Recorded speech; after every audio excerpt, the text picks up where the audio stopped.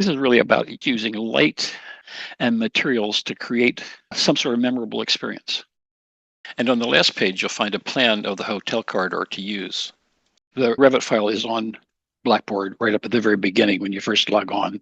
Download and rename it, replacing last name with your own last name. We're really just dealing with the progression from the elevator lobby down the hall and then ending at I'm calling it a niche at the end, some focal element at the end of the hallway, instead of just the door to the fire stairs or fire extinguisher or something. It's like something that participates. When I was writing, beginning of this, when I said borrow and rent a theme, and I just thought of Disney, Frozen, Marvel Universe, Wakanda, whatever. But I think it'd really be more interesting for everybody concerned, and probably more interesting for your portfolio purposes, would be to do something more along the lines like Spaceflight or Coral Reef, where you're having to bring the imagery or the experience to it rather than just inheriting a cartoon character or some sort of pre-made corporate vision of things. And I'm thinking we can use materials, decals for any images you want to use, textured things. Like when I say textures, I don't just mean like vinyl wall covering with a bump on it, but like a row of 2x6s sticking out from the wall and doing something. I mean, actual physical textures and lighting that will pick up whatever the theme is that you're working with and a general vibe. For instance, I was thinking if you decided space flight was what you wanted, so what's it like being in space? It's quiet. That's good. It's dark. So minimal lighting, but you got to be able to walk, see the floor. Twinkly stars, maybe there's no ceiling, or maybe it's an art ceiling painted black with little twinkle lights in it, something like that.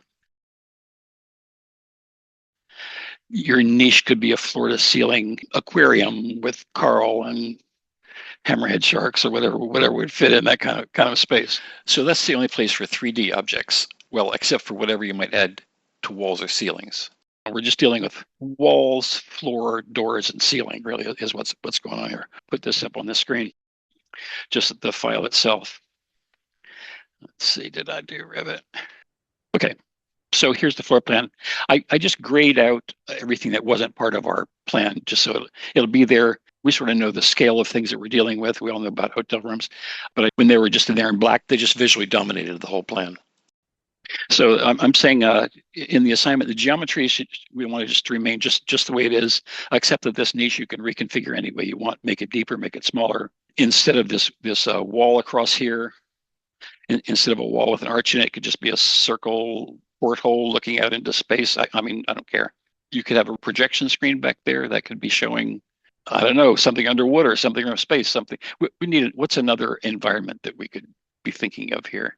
You could do Jurassic Park. Imagine what you'd be doing on the walls and stuff. I don't really want to have anything, I don't think code would allow like stuff to hang into that space. So, we've sort of got four surfaces and the end to be dealing with. And I do want to deal with like set up a view, 3D view camera.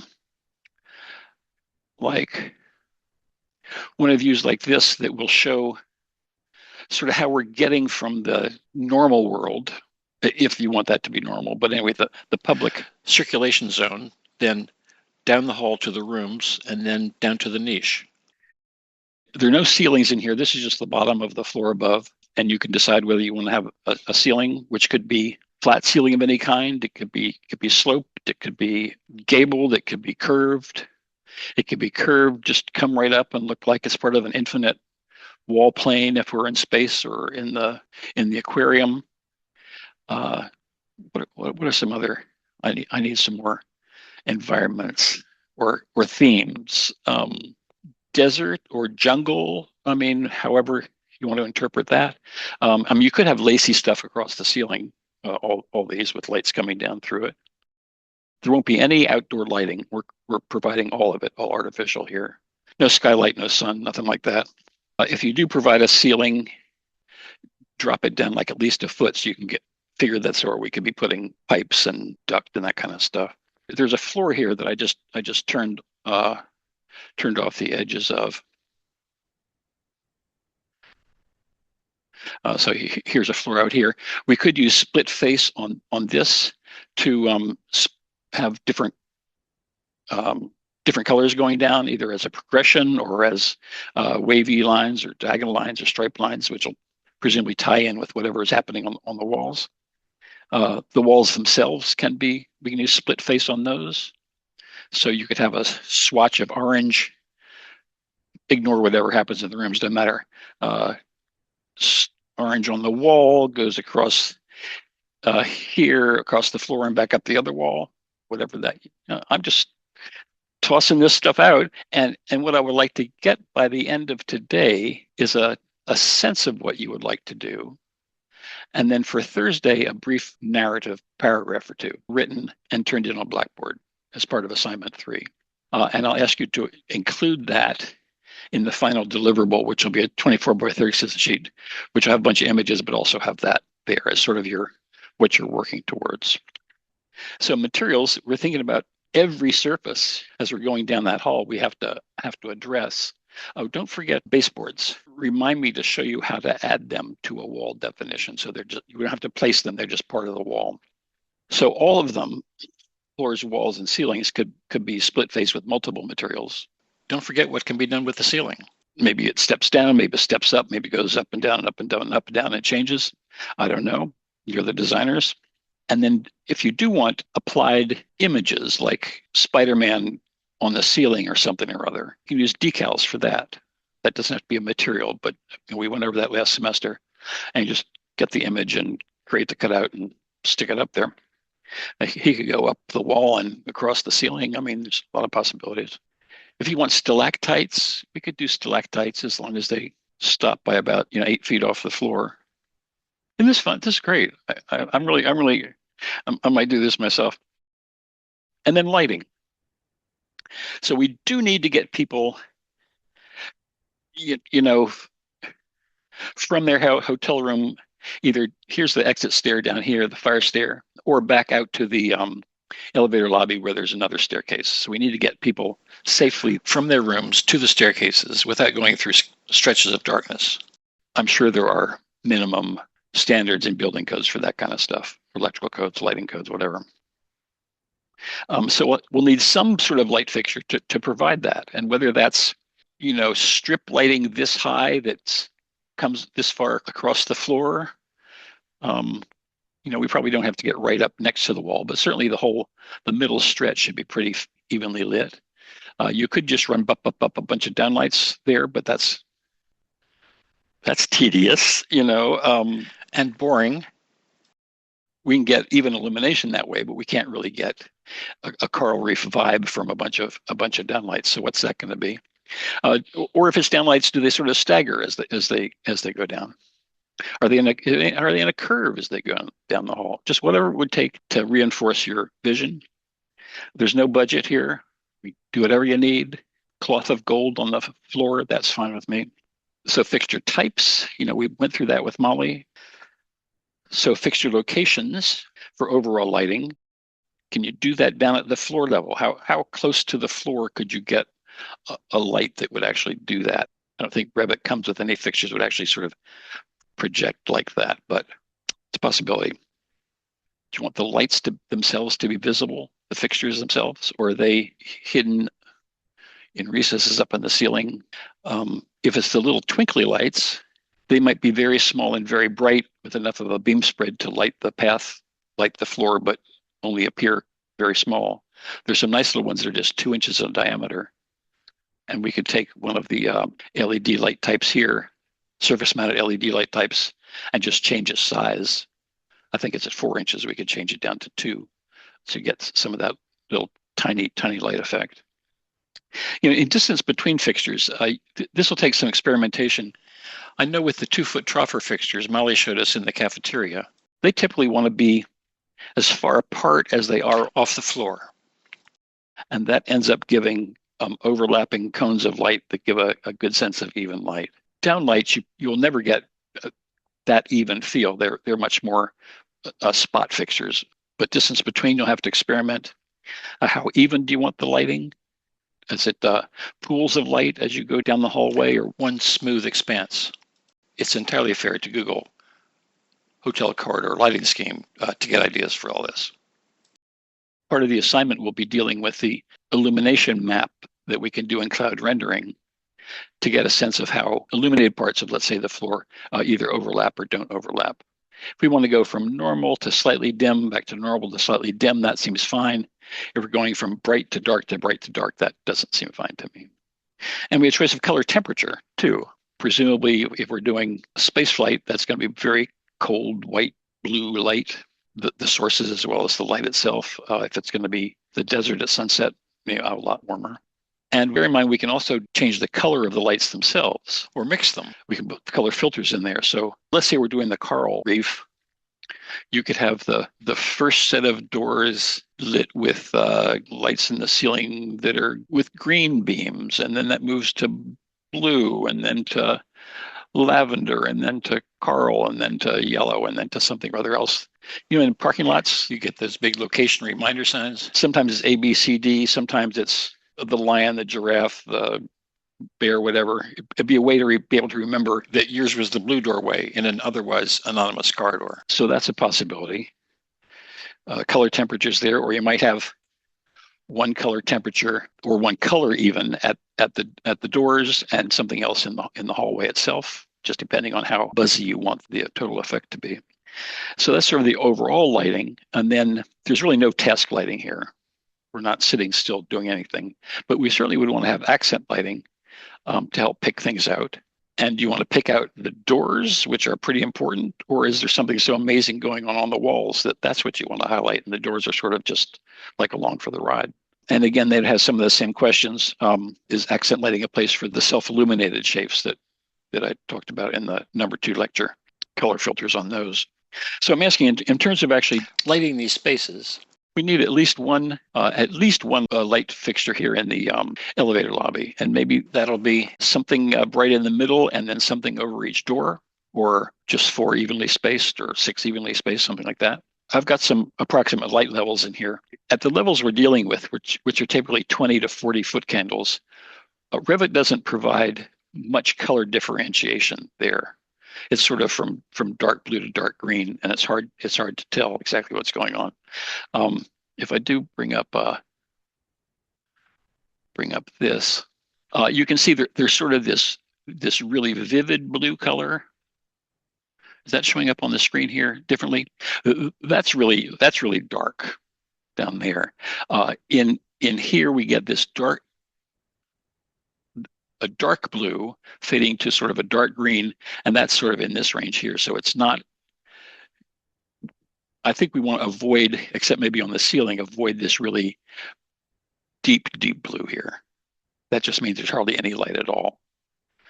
And I think in the number 2 video, I put in re-renderings I did of Alex's kitchen, and that shows you the rendered view next to the false color view, just for comparison's sake. That's really interesting.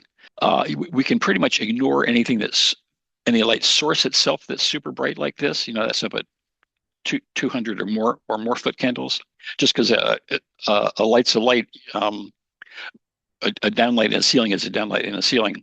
But we can see over here this is really bright, but that's an appropriate place because that's where the floor indicator is. But I think we really like to get along here, not a sense of pool, but of some sort of reasonably continuous lit space down there. Maybe it sort of swells as it goes down, but people need to have light the whole length of the corridor because they got kids, they got baggage. It's 2:00 in the morning and they can't find their key. They need that. They need the help. Here is not very well lit wall, just in terms of the beam. These were quite narrow beams when this was made, so not much light is spilling onto the wall. But if using the wall was a big part of your motif, or if that's where your physical textures start, maybe you would want to have that accented there. Down there at the niche, I just sort of set this up as a box with no ceiling and a wall. But if this needs to come out here and this opening turned into something else, feel free to do that. And that's really the only geometry I want to think about changing. This is the ceiling plan. I've got 2 bulkheads here, which we can see in an elevation view. I've set these elevations up. Here's the north elevation, with the 2 bulkheads coming down from the floor above to separate the ceiling that you'll be putting in here in the elevator lobby from the ceiling out here in the hallway, or ceilings in the hallway, depending on how that goes. These could drop down as long as they're, we've got 7'6" clearance. We're fine. That's just sort of code minimum height. If you want that to, if you want to reduce the width of that opening, let's say the bulkhead sort of comes down and comes out here a little bit. I think we can do that a little bit, but hallways in the direction of egress aren't supposed to narrow. So if anything, I mean, if you want to bring it in like 6 inches just to cover the edge of an applied material, I think that's perfectly fine. But right now, this is 8 feet. Let's keep it like at least 7 feet. Okay, elevator lobby, at least one type of light fixture in the elevator lobby and 30-foot candles on the floor. So if we get into that view, so here it looks like I have the floor here. We can just sort of ignore the corners, but the main traffic zone here looks like it's about 60-foot candles, which is brighter than it really needs to be. If you Google minimum foot candle requirements for hotel elevator lobby, and it'll just tell you this is quite extraordinary. Take it with a grain of salt, but then that gives you links to actual websites that make clear what's going on. So that seems pretty effective and useful and accurate. So at least one type of light fixture in the elevator lobby, and let's say at least two as we go down the corridor, just to have the experience of using a couple of different kinds of light fixtures. At least one type for overall lighting and one type for accent lighting. Downlights are always available, but see what else you can do. Just for this, I won't count off for them or anything, but just for your own sense of exploration and seeing what you can do. Oh, and that's at least 30 feet candles down, foot candles at least like down the middle of the hallway. It doesn't have to be next to the walls, but through here where people are walking, and then over to their doors.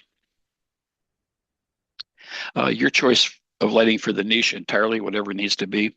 And if you decide that wants to be an aquarium, for instance, just leave a hole in the wall for that, and then in Photoshop, stick a picture of an aquarium in there.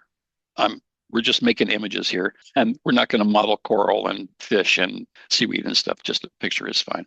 Or it could be a decal on the wall of it, same image as the Photoshop one, maybe. So you don't have to come in afterwards. It just be there part of the rendering.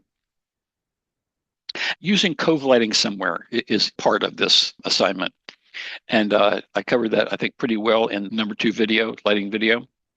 So those could be over each pair of doors, or they could be over the wall, and something else happens at the doors. And there's another kind of light fixture I came across. I don't know if it's a light fixture or what you call it, but the entire ceiling plane is a light source. Sometimes it's just like 8 by 8 foot sections, a foot or two apart that have the HVAC and stuff coming down between them. Sometimes it's just the entire flat lit ceiling, which is sort of the ultimate diffused light. If that floats your boat, if you, let's see, that wouldn't be the space trip, that would be the heaven and everything is glowing white sort of a thing. If that's of interest to you, let me know and we'll try to figure out how to make Revit do that. And I'll also be looking for at least one of those self-illuminated elements somewhere appropriate. Maybe it's down in the niche, maybe it's up here on this bulkhead, maybe it's on the wall of the elevator lobby, I don't know.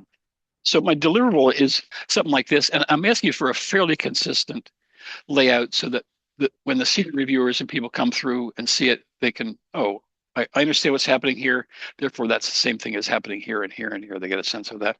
And we'll probably just put the narrative I talked about will go up here as text, and then these 2 drawings, 2 schedules can fit down below, something like that. The idea behind this really is that we'll learn from this what we can be doing in studio. I hope they're fairly transferable things, because you have a sort of a dramatic, thematic program to deal with in your viewing areas, if nothing else. And this will give you a little head start on what that might start to look like. So I'm asking for all those plans and elevations to be in the realistic mode, so we do see at least a hint of what those materials are.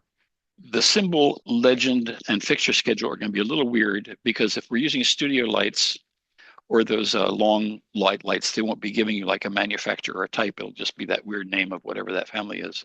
But go ahead, do it. And we'll just see what's there.